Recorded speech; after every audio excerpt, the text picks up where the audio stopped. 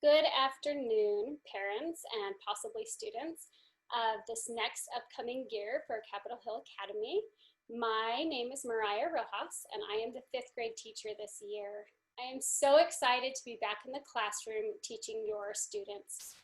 The purpose of this video is to introduce me a little bit and also to let you know how things will be run in my class this year. I will cover the things I usually do during a back to school night, and then attached with this will be an additional Zoom link, which we'll make it so that you can Zoom in tomorrow evening at 7:30. So there's a 7 o'clock meeting with Mrs. Millard, and that will have a different Zoom link.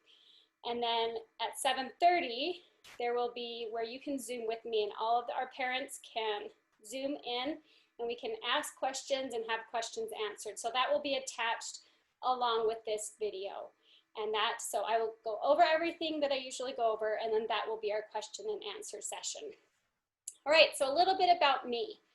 As I mentioned before, my name is Mrs. Mariah Rojas. This will be my 10th year at Capitol Hill Academy. I've worked with students from 3rd grade to 5th grade mainly, done a little bit here and there, and this year I will be teaching 5th grade. I have 3 children of my own, and all of them have attended Capitol Hill Academy.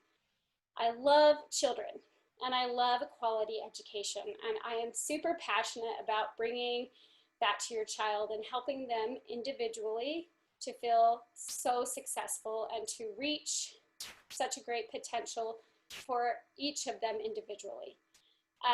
It is really important for me that you and I stay connected.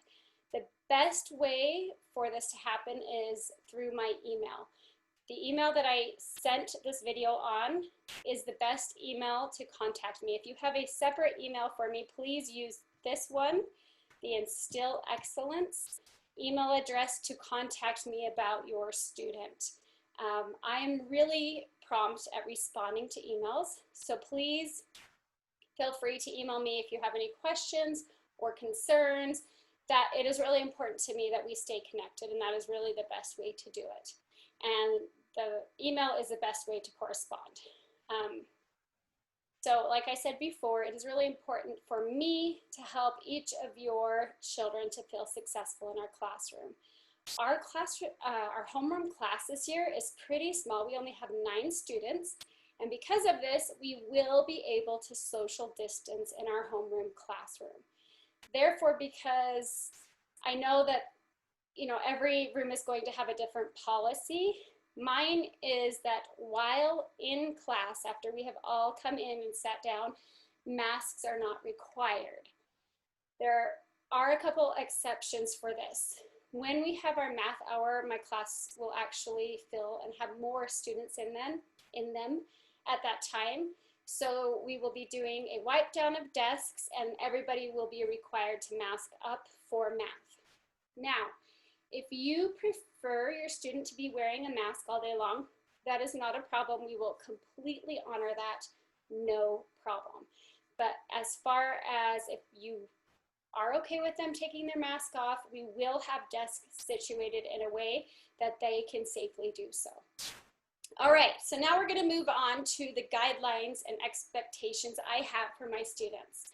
5th grade is a big jump. It is the last elementary level before junior high, and I require and maintain high standards for myself and my students throughout the school year.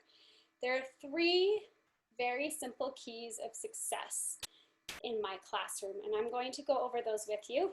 And again, if you have questions, tomorrow we can address those. So the first, I'll just go over them and then I'll break down what it means. So number 1, be on time.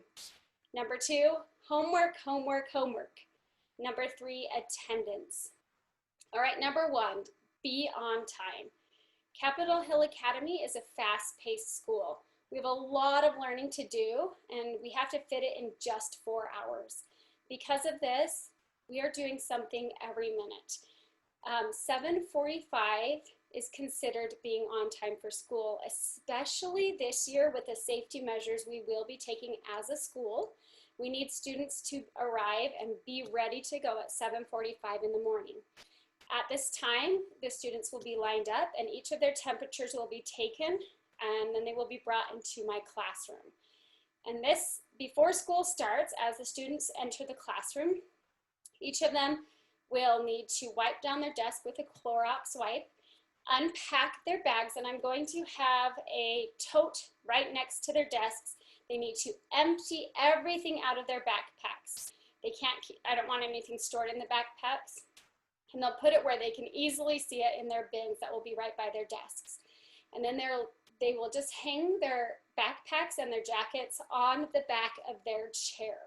This way we won't have to go out into the hall and hang anything up, so they won't be hurting at all. They will just be in their individual spaces, unpacking and getting everything aside.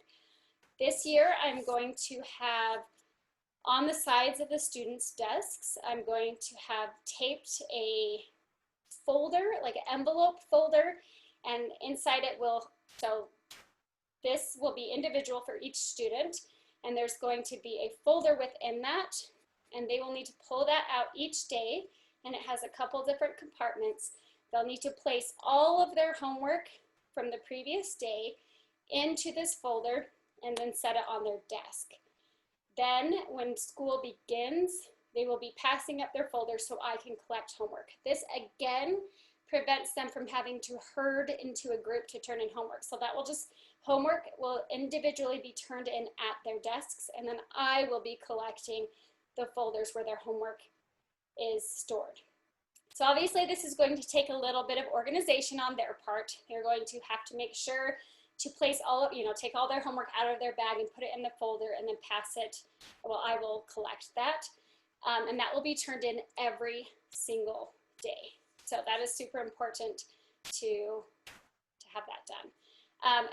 And then also in this folder, that is where when I pass out homework, they will be collecting it and then just putting it right there. So again, they do not have to get out of their desks. So they'll just put it in there, and then at the end of the day, they can just move that to their bag along with whatever books they need.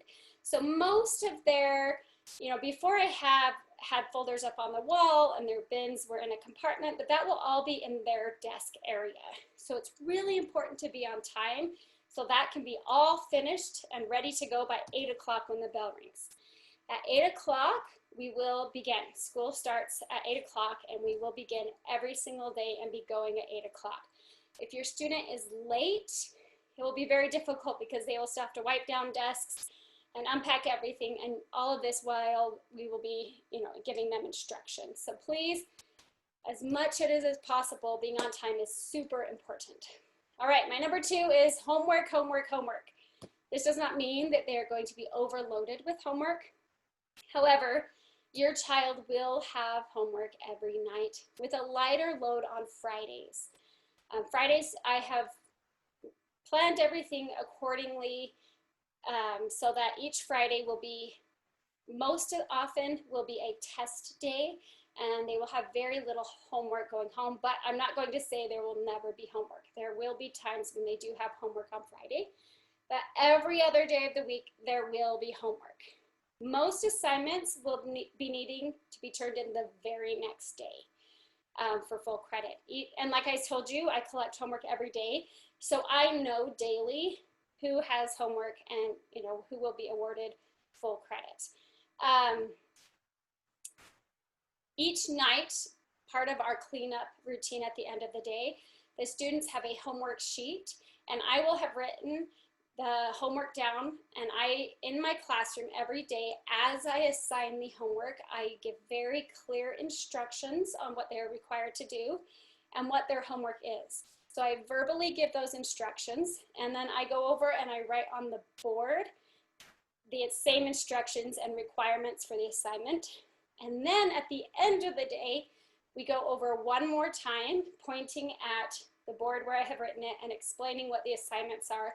And the students write down on their homework sheet what the homework is. So every night the students will be able to pull out their homework sheet and show you what is required for each subject. This helps them know what to pack in their bags, what to bring home, what to do the next day, and it helps you as a parent to know what they need to have done. So that will be happening every day, and I will be checking that to make sure they have written it down every day. The way that, our school, all of the homework I send home is meaningful and will reinforce the concepts that I am teaching them each day. Because of our classroom and school model, assignments build on each other, and your student will only understand concepts as they stay on top of their daily lessons, because the next day will be, building on that and moving forward. And so it's really imperative that they stay on top of homework. All right, as part of our weekly homework, each week your student will have a poem they memorize. They start out small and fairly simple. Most of our poem recitations have a meaning and are there to teach something. Some of them are just goofy and fun, but most of them have a moral or something for us to learn. And so every Monday we will recite the poem as a class, and we will discuss what this poem means, and we will apply it throughout the week. Like I said, the poems start out shorter, but then they will become longer. Some of them will memorize half one week and then the entire thing by the next week. We have one poem that I believe takes 3 weeks to memorize, and that will be toward the end of the year. So this year I'm going to pass out. I'm going to have written the poem in cursive and then made a copy for each student. This is what they need to bring home each day, and they need to recite the poem aloud 3 times. There are studies that show that if you do that, it helps memorize the poem. And so just 3 times a day, they need to say it out loud. This will also be a penmanship worksheet. So I'm going to pass this out on Monday. They will take this piece of paper home and have it with them until the poem is due on that Friday, and in which they will turn that paper back in. So they use this paper to study, but throughout the week, they will also need to be writing or tracing over the poem in cursive. So on the paper that I give them. There are a couple of reasons for this. One, when they are writing the poem down themselves, it helps reinforce the words and the phrasing of the poem. And secondly, it is a penmanship exercise. So even if your student is brand new in cursive, this will get them in the mode of writing in cursive. Now, I'm passing this out on Monday. They turn this in Friday. So your student can choose if they want to just write a little bit each day, if they want to do, a paragraph each day in cursive. And then by Friday, the entire thing has to be written. When the poem is due, the poem has to be written in cursive and turned back in, and that will be their penmanship test for the week. There will be other penmanship assignments that specifically build upon what I'm teaching them in the classroom, but this is a poem/penmanship assignment. Given out Monday, used to study all week long, turned back in Friday for credit on penmanship. If there's any questions on that, you can obviously ask tomorrow. This is new. This is something we haven't done before, but I believe it will help. First of all, it will help them have a clear copy of their poem. Sometimes if it's just in their handwriting, it's really difficult to read, but if it's already written out for them, they will have something they can study, and then they can also have something to practice penmanship on, and then they have a week to complete that. All right. Another thing that will happen monthly is every student will have a book report. This is required all the way through the year, starting with September. And what will happen is the very beginning week of the month, I will let your child know what type of book they will be reading, what genre of book they will be reading. And then they will have, so I will tell them the first week we have class, I will tell them this is the type of book you have.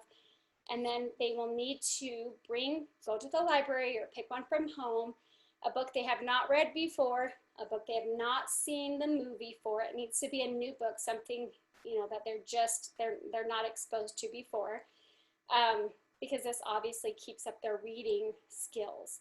And so they will bring in a book and have it checked off for me to approve. So I'll give them a genre, for example, fantasy. And I'll say on Monday, the book that you are required to do a book report on this month is fantasy. By Friday, I need you to have picked out a fantasy book, and I need a physical copy of that book brought back into me. They can bring it Tuesday, Wednesday, Thursday, but they have to bring it by Friday. And I fill out, and this is This goes toward credit for their book report, having that book passed off. So they need to have that done. And the reason I have it so early is so they can spend the rest of the month reading their book. Their book report will be due the Friday of the month. Will be due the very last Friday of that month. Pardon me, I have a dry throat. So the reason I required the book so early is so that they can use the rest of the month to read the book. What I have done for my personal children is when they have a book picked out, I will realistically, my children would read Monday through Friday as part of homework. So I never would count weekends, but I would say, okay, you have 25 days to read this book or 20 days to read this book. There are 300 pages in this book. I would divide it out and tell them how many pages they needed to read each day, Monday through Friday, so their book can be finished, because it is required they finish the book. If they don't finish it, they also get docked on their book report. And then I would do it so they'd have enough time to dedicate a week to actually doing their project, because these projects are poster boards or cereal boxes or dioramas or different things that will take time, and it's a big report and it's worth a lot of credit. It's actually worth 200 points. So they will need to make sure to set aside some time doing the project in one night. Most students cannot get it up to the quality that I am expecting. And I will have the rubric out, the requirements out. I will go over what is required in class. I will have it printed out ahead of time so that the students know what is required of them for the report. They'll never wonder what is expected. And it is detailed, and I do have high expectations, and these are due once a month. So if you have any questions on book reports, let me know about that as well. All right. The third key to success is attendance. Now this year, things are a little bit different with COVID, as we are expecting parents to keep students home if they are ill at all. I had a friend whose child wasn't able to taste breakfast, and so kept them home, tested them, and they came back positive. So just any symptoms, we're asking that you keep your student home. So, you know, in the past I've just said, you know, unless it's a stomach flu or a fever, but obviously this year things are a little bit different. However, we have breaks, spring breaks and Christmas breaks and Thanksgiving breaks, so that if you plan on vacationing, it is best to fit those in those vacations and events in the break time, because they will miss a lot during school because we build upon each concept. And I will not pull papers ahead of time for vacations or things like that, just because they get lost and students don't do them. And you don't want the stress of having to do homework on vacation. I promise, I've been here long enough to know it doesn't happen. So what happens is, if your student misses because they are ill or if they are on vacation, every day I will just take their homework and put it in their folder that I told you will be attached to their desks. Say they miss 4 days of school. Their homework will continue to pile up in their folder, and then when they return to school, they will have as many days as they were absent. So 4 days absent, they will have 4 school days to make up the work they missed. If they do not make it up by then, they do not get credit for the assignment, because we will have moved at that point, you know, 2 weeks ahead of what they are doing, and it just piles up and it becomes too much. So for however many days they miss will be how many days they are given to make up the homework, and at that point they're done. Like, I don't want homework to keep piling up. That overwhelms. And so if they haven't caught up by that time, I will just give them credit for what they have turned in, so that we can then move on from there. So let me know if you have any questions on that. If there are siblings who attend the same school, you will, because our policies are a little bit different this year, we have, you can't just walk into any classroom this year, and we'll be using different exits. I mean, all last names will be going through, I believe, no, I think we're doing it by classroom. So you will need to email me ahead of time and let me know, you know, Sally is picking up homework for John, and that way I will have it ready to give them so that they aren't coming into the classroom. They can just come by the door and I will hand that to them. But if they are taking homework home, then they will need to have it due the next day. So just because we don't want to be losing homework and having, I mean, if they're bringing it home, I'm assuming it's so your student will be doing homework. You'll have to let me know, depending on their state. I don't know. It's always kind of crazy. So we're just going to stick to the however many days they miss is how much they can turn it back in. But I can't have students, siblings just coming to my classroom without notice to pick up homework. So if you're wanting that to happen, please send me an email and let me know that will be happening. Sorry, the longer this video goes on, the more I get tongue-tied. I apologize. All right, just a few other things and then we are finished. So a few other items to know. Supplies. You guys should have all been emailed out a list of supplies, and students need to come prepared to work every day. Please have your child come with pens. They will need red pens for correcting and then black or blue pens. In 5th grade, you do not write in pencil for anything except math. So I will not be allowing pencil for any other subjects. They must have working pens every single day. They cannot do assignments in red pens. That is simply for correcting. So it needs to, and I don't, no greens or purples or crazy colors, just black or blue pens for their assignments and for their homework. And then pencils are used in math. Please don't have your student use pens on math because we do have corrections that they are working on. They'll need to erase and rewrite problems. So pencils for math, pens for everything else. And then because, again, there are a couple activities and lessons that I do where students used to line up at the whiteboard and write on the whiteboard together. But this year, we're just going to have individual whiteboards with markers, and they'll hold up the answers at their desks.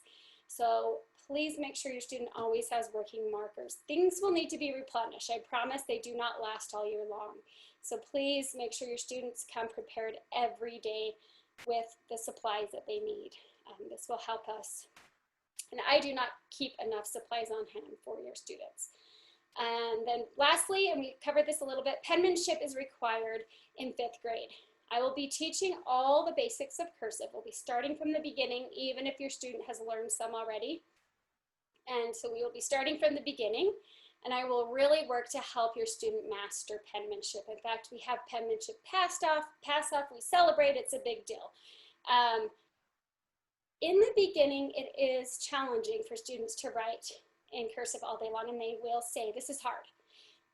But as they stick with it, it actually becomes so much more simple for each of them, and they enjoy it. So please keep a positive attitude at home so that they have a positive attitude in the classroom. If students are turning work in print, they will need to be doing it again in cursive. So it is really great to everyone be on board to know that our policy is cursive. If they haven't learned it yet, if you are new to the school, we will work on that and we can talk about that. But I promise all of my students end up just loving and just are so thrilled by their improvement in their cursive. They're so proud of what they can accomplish. All right, that is all I have. I mean, I'm super excited for this upcoming year. I look forward to meeting each of your children and helping them really feel successful about this year. Please tune into the Zoom call tomorrow at 7:30 to meet with me, and then we can ask questions if there's something that you feel I didn't go over, or I confused you because toward the end of this, things got a little confusing or whatever. Let me know. Again, I'm excited for this next year. It's going to be fantastic. We're going to accomplish a lot. It's going to be positive and wonderful, and I really look forward to it. Thank you so much. And again, tune in to the Zoom meeting tomorrow if you have any questions.